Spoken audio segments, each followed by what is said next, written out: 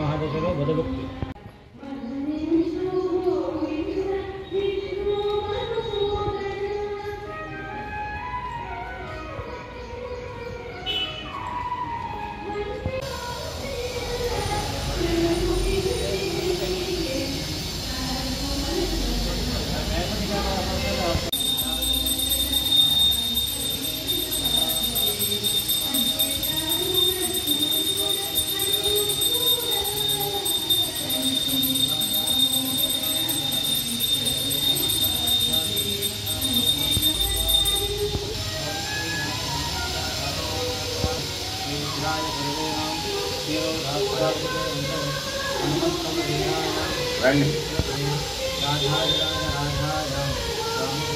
అందరికీ తెలియక శుభాకాంక్షలు.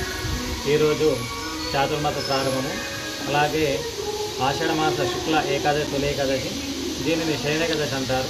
శ్రీ మహావిష్ణువు వారు ఈ రోజు నుంచి శయన నిద్రలు ఉంటారు. దక్షిణ పుణ్యకాలం ప్రారంభమైనప్పుడు ఈరోజు, అందుకనే శ్రీ మహావిష్ణువు గారు శయనిస్తారు కాబట్టి భక్తులందరూ కూడా విష్ణు భగవాన్ని నమస్కారం చేసుకుంటే భగవంతుని అనుగ్రహం వారందరికీ ఎల్లవేళ సుఖ సంతోషాలు కలుగుతాయి.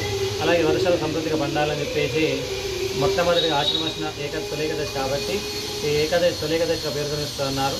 అలాగే భగవంతుని అనుగ్రహం ద్వారా అందరికీ మంచి జరగాలని చెప్పేసి, పాడి పంట అభివృద్ధి చెందాలని చెప్పేసి, వర్షాలు బాగుపడాలని చెప్పేసి దీనిని అంగరంగ వైభవించారు. ఇప్పుడే తొలి జల్లులు కురుస్తూ పంటలు బాగా అభివృద్ధి చెందే సమయం కాబట్టి రైతులు కూడా ఆనందోత్సవం ఈ పండుగ జరుపుకుంటారు.